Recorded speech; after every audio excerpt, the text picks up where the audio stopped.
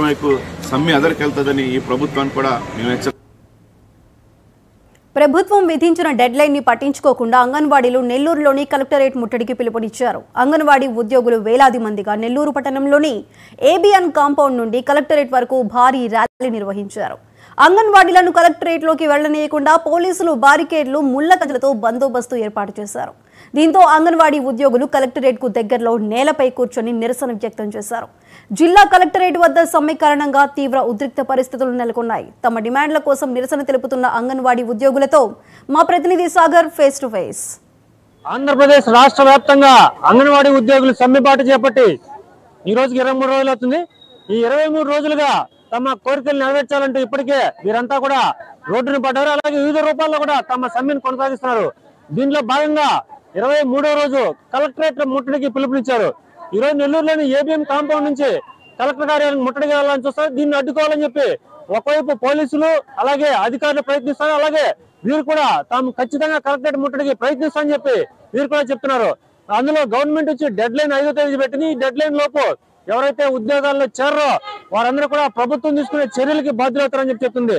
మరి ప్రభుత్వం ఇప్పటికే 80% వీళ్ళకి చెప్పిన ఏదైతే ఉన్నాయో వీళ్ళ డిమాండ్లు అన్ని నెరవేర్చాము, కానీ ఎందుకు సమ్మెబాటు ఇంకా విమర్శలని చెప్పి వాళ్ళు చెప్తున్నారు. వీళ్ళు మాత్రం తమ న్యాయపరమైన డిమాండ్లని ఇంకా ప్రభుత్వం తెచ్చని చెప్పి వీళ్ళు చెప్తున్నారు. అసలు ఈ రోజు కార్యాచరణ ఏ విధంగా ఉండబోతుందో నెల్లూరు జిల్లాకు సంబంధించిన అంగన్వాడీ అధ్యక్షులు మనతో ఉన్నారు. చెప్పండి మేడం, ఈ రోజు కలెక్టర్ ముట్ట పిలిపించారు. అసలు మీ కార్యక్రమం ఏ విధంగా ఉండబోతుంది? నా పేరు సుజాతమ్మ, నేను జిల్లా అధ్యక్షుల్ని. ఈ రోజు ఆయన డెడ్ లైన్ 5వ తారీఖు పెట్టాడు కదా, మేము 4వ తారీఖు పెడుతున్నాం. 4వ తారీఖుకి నువ్వు మాకు సమాన పనికి సమాన వేతనం, కనీస వేతనం, కనీసం పక్క రాష్ట్రంలో ఉండే 18,000కి 19,000 పెంచానని, గ్రాడ్యుయేట్ అమలు చేస్తానని నువ్వు కానీ జీవోలు వదిలితే మా సమ్మె రేపు సాయంకాలానికే పోతాం. మేము ఆ స్కూల్కి రేపు సాయంకాలానికి పోయి స్కూల్ తెచ్చుకుంటాం, మేము పోయి శుభ్రం చేస్తాం. అంతేగాని నువ్వు 5వ తేదీ 6వ తేదీ ఇవన్నీ పెడితే కుదరదు. ముఖ్యంగా చెప్పండి మేడం, ప్రభుత్వం 80% మేము అన్ని డిమాండ్లు నెరవేర్చామంటున్నారు. దాని మీద మీ అభిప్రాయం ఏంది? ఆయన పెంచినవి, ఆయన చేసిన జీవోలన్నీ కాగితాలు, అవి కాగితాలు మాకెందుకు పనికిరాని, ఇప్పుడు పనికిరాని కాగితాలు, ఆయనకి డబ్బు ఖర్చు లేని కాగితాలు. మాకు డబ్బు లేదు అంటున్నాడు. డబ్బు లేకపోతే ఆడుదాం, ఆంధ్రాకి 500 కోట్లు ఎట్ట పెట్టాడు, ఋషికోటలో 500 కోట్లు ఎట్ట పెట్టాడు. వీటికన్నిటికి ఎట్టొస్తుంది డబ్బులు? మాకు ఇచ్చేదానికి మనసు లేదా? మహిళలు అంటే నీకు లెక్కలేదా అని మేము అడుగుతా ఉన్నాం.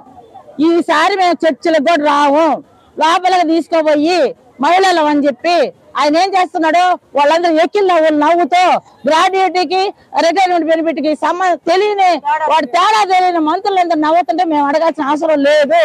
మాకు జీవో పెట్టి జీవో యూట్యూబ్ లో పెట్టమను. నీ 5వ తేదీ కదా నువ్వు డెడ్ లైనా, నువ్వు 4వ తేదీ పెట్టు, మేము 5వ తేదీ తెల్లారికల్లా బడులు తీస్తాం. ఈ రోజు మీరు కలెక్టరేట్ ముట్టడికి పిలుపునిచ్చారు. ఈ కలెక్టరేట్ ముట్టడి ఆపుకోవడానికి పోలీసులు కూడా ఉన్నారు. మీరు ఏదైనా ముందుకెళ్తారు? మేమైతే శాంతియుత పోరాటం చేస్తున్నాము. పోలీసులు అడ్డుకున్నా ఆపుకున్నా ఎక్కడ అడ్డుకుంటే ఆడ కూర్చుంటాం మేము. మాకు పోలీసులతో పోరాటం కాదు, ముఖ్యమంత్రి జగన్మోహన్ రెడ్డితో మా పోరాటము. ఆయన చెప్పే అన్ని అబద్ధాలు చెప్తా ఉన్నాడు. 62 సంవత్సరాల వయసు పెంచాడు, మంచిదేను. 62 సంవత్సరాల వరకు మేము తిని బతకాలి కదా, ఆరోగ్యంగా ఉండాలి కదా, గౌరవంగా డ్యూటీలు చేయాలి కదా. కాబట్టి ఖచ్చితంగా జీతం అనేది పెంచాలి. ఆయన ఈ రోజు కోట్లాది రూపాయలు ఖర్చు పెడతా ఉన్నాడు, కానీ అంగన్వాడీల గురించి మాత్రం ఎక్కడ మాట్లాడటం లేదు.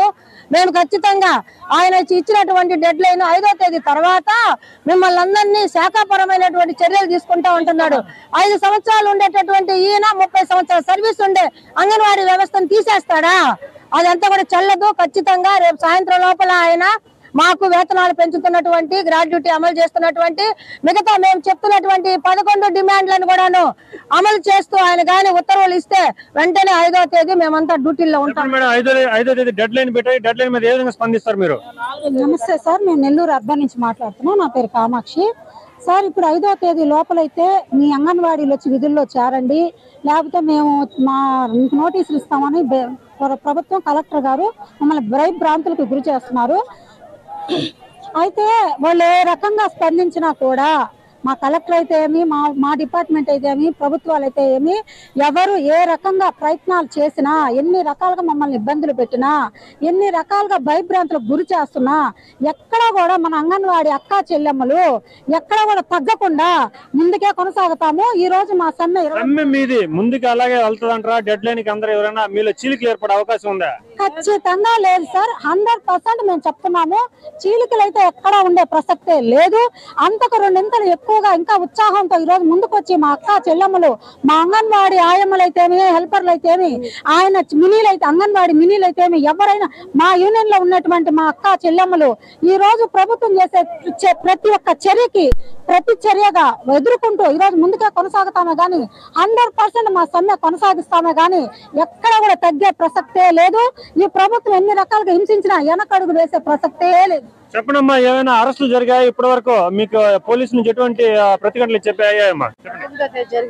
19వ తేదీ జరిగాయి సార్. మేమేమి వాళ్ళు కష్టమైన కోరిక మేము కోరటం లేదు కదా, మా కష్టానికి తగ్గ ఫలితం మేము ఏమంటున్నాం అంతే. వాళ్ళు ఆస్తులు అంతస్తులు మేము అడగటం లేదు కదా, మా కష్టానికి తగ్గ ఫలితం కనీసం వేతనం 26,000 అడుగుతున్నాం. అది ఇది ఇక్కడ తాజా పరిస్థితి. ఇప్పటికే నెల్లూరులో 5,000 మందితో కలెక్టరేట్ ముట్టడి చేస్తామని చెప్పి వీరంతా చెప్తున్నారు. అలాగే అడ్డుకుంటామని చెప్పి పోలీసులు వస్తున్నారు. ప్రభుత్వం అయితే డెడ్ లైన్ విధించింది 5వ తారీఖు ప్రభుత్వానికి మేమే డెడ్ లైన్ విధిస్తున్నాం. 4వ తారీఖు లోపల మా న్యాయసమ్మతమైన కోరికలు నెరవేర్చాలని చెప్పి ఇక్కడ అంగన్వాడీ ఉద్యోగులు చెప్తున్నమాట. కెమెరామెన్ సురేందర్తో సాగర్ రెడ్డి, 9 టీవీ, నెల్లూరు. రాష్ట్ర ప్రభుత్వం నూతనంగా ప్రవేశపెట్టిన ప్రజా